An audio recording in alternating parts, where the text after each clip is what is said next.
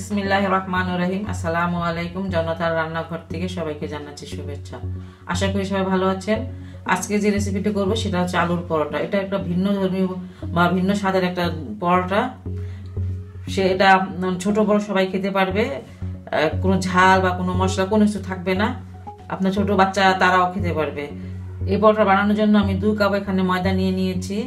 এখানে সিদ্ধ আলু নিয়ে নিয়েছি 3টা, 2টা একটু বড় আর একটা ছোট, আর নিয়েছি স্বাদ মতো লবণ, আর লাগবে আমার কিছুটা ঘি।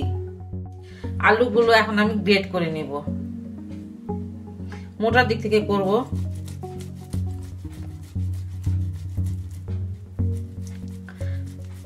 আলুটা একটু হালকা হালকা গরম গরম নিলে ভালো হয়। আর এমন একটা পরোটা বানাবো যে আপনার ছোট বাচ্চারা বাবুরা খেতে পারবে। এটা মিষ্টি জিনিস দিয়ে খাওয়া যায়, যে কোনো মিষ্টি জিনিস খেতে পারবেন। চা দিয়ে, আমরা তো আবার চা খাই, চা দিয়ে পরোটা খাই। চা দিয়ে পরোটাটা খাওয়া যাবে। একটু ঘন করে চাটা বানাতে হয়। আমার চ্যানেলে আছে অবশ্য একটা চায়ের রেসিপি, ইচ্ছা করে দেখতে পারবে। আর ঝাল দিয়েও খাওয়া যাবে। এমন একটা আলু পরোটা বানাবো আজকে আমি।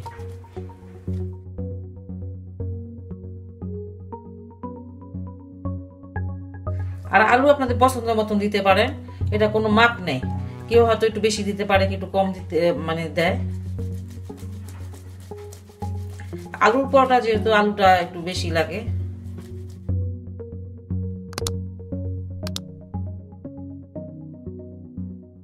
আলুটা আমার গ্রেট করা হয়ে গেছে। এখন আমি লবণটা দিয়ে দিলাম, স্বাদ মতন দিব। আর একটু লাগলে আর একটু দিব। হাতটা কিন্তু ভালো করে ধুয়ে নিয়েছি। আলুটা একটু ভালো করে লবণ দিয়ে মাখিয়ে নিতেছি।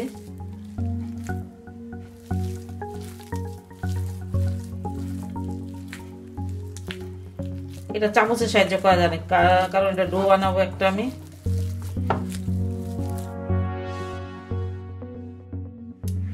এখানে আমি এখন দিয়ে দিব 2 চামচ ঘি। ঘি যদি না থাকে তেল দিয়ে বানাতে পারেন, সমস্যা নেই। ঘিটা দিলে ভালো হয়। আমি মাখিয়ে বানাবো। মাখিয়ে বানালে ভালো হয়, কারণ এটা নরম থাকে, সফট থাকে। আর যদি আমি এটা ভিতর পুর দিয়ে বানাই, অতটা সফট থাকে না। এখন আমি আটাটাকে এটার সাথে মিশাবো। সরি, ময়দাটা আমি এটার সাথে মিশাবো। আমি ভুলে আটা দিয়ে রুটি বানাই, তো এই জন্য আটা আটা বলতেছি, আসলে তো ময়দা।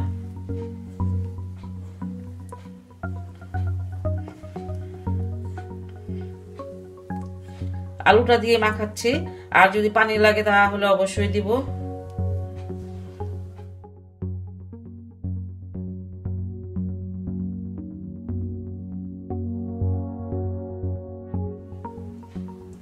বাকি ময়দাটাও দিয়ে দিচ্ছি।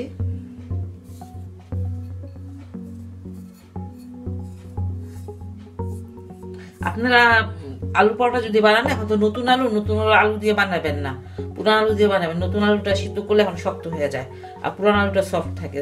পুরান আলুটা দিয়ে বানাতে হবে।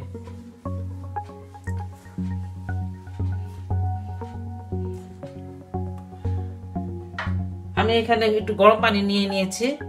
60 ml হবে, 60 ml হবে না। এটা আমি দিয়ে দিচ্ছি, দেখি অল্প করে দিই কতটুকু লাগে আমার।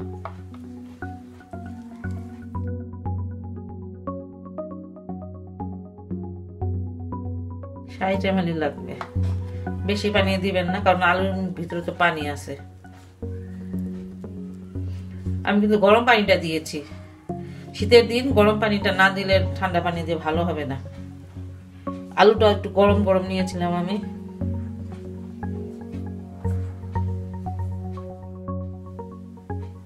আমি আরেক চামচ ঘি দিয়ে দিলাম।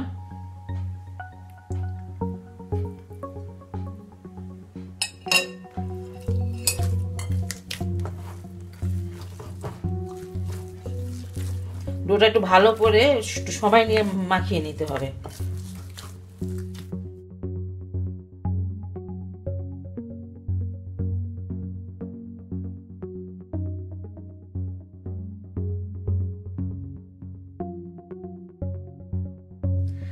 আমি ডোটাকে খুব ভালো করে 8 থেকে 10 মিনিট এটাকে আমি মাখালাম।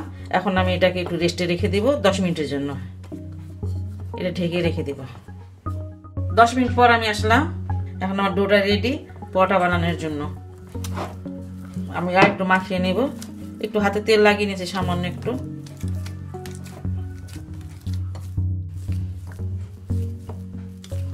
খুব সফট একটা ডো হয়েছে, দেখেন খুব সুন্দর একটা ডো হয়েছে। এটা খুব সহজ, এত সহজ রেসিপি আর হয় না। আলুটা শুধু সিদ্ধ করে মিশিয়ে নেবেন, আর এটা খেতেও দারুণ লাগে। আমি আমার বাচ্চারা ছোট থাকতে আমি এটা প্রায় বানাইতাম, যেগুলো যাতে খাইতে পারে। আপনাদের সোনামণিদের খাওয়াতে পারবেন। একটু অত বড় করব না, আগের মতো একটু ছোট ছোট করে পরোটাগুলো করে নিব। দেখি কয়টা হয়। এখানে আমার পরোটার 5টা গোলা হয়েছে। এখন আমি এগুলো বানিয়ে নিব। এভাবে করে গোলাটা বানিয়ে নিলাম। এখন একটু শুকনা ময়দাতে এটাকে প্রেস করে নিব।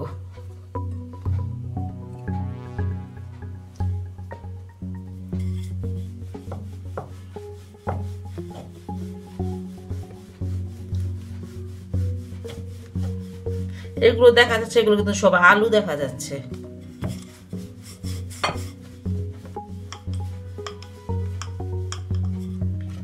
এই পরোটা বানানো খুবই সহজ, খেতে কিন্তু অনেক মজা। আর এটা হইতেছে আপনি মিষ্টি, যে কোনো মিষ্টি জিনিস দিয়েও খেতে পারবেন, আবার ঝাল জিনিস দিয়েও খেতে পারবেন। সবকিছু দিয়ে খাওয়া যাবে। আর এমনি আলু পরোটা যেটা বানিয়েছিলাম এর আগে, শুধু সেটা ঝাল দিয়ে খাওয়া যায়, মিষ্টি দিয়ে খাওয়া যায় না। বাচ্চাদের খাওয়াতে পারবেন, ছোট ছোট বাচ্চাদের এদের খাওয়াতে পারবেন।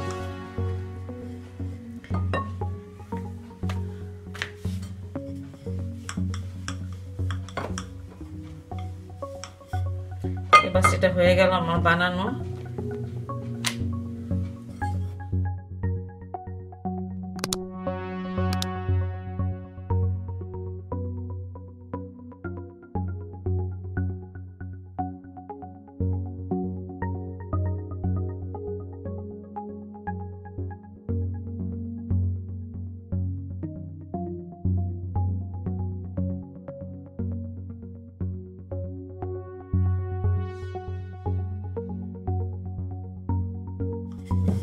এই যে আমার এটা হয়ে গেল। এইভাবে করে আমি সব পরোটাগুলো বানিয়ে নিব।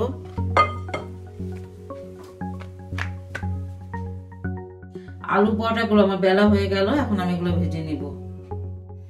আমি পরোটাগুলো ভাজতে চলে আসলাম। চুলায় একটা ভাজার জন্য প্যান দিয়ে দিয়েছি।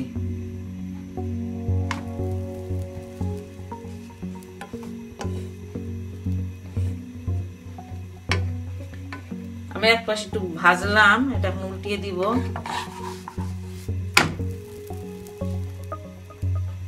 এই পাশটা আমার ভাজা হয়ে গেছে। আমি এখন তেল দিয়ে দিব।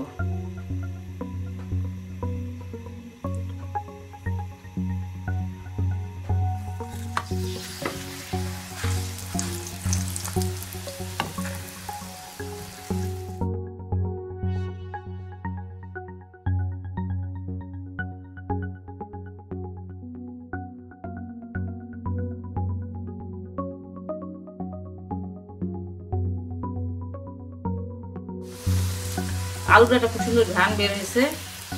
দেখেন মাশাআল্লাহ কত সুন্দর হয়েছে পরোটাগুলো।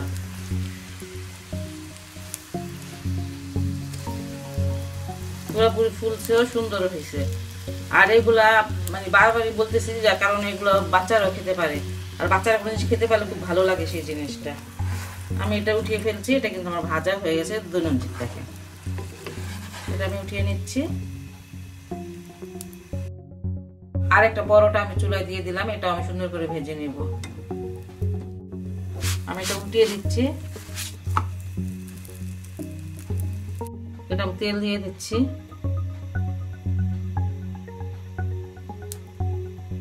তেলটা আসলে যা যার মতন শেষে দিবেন, বেশি কম নাই।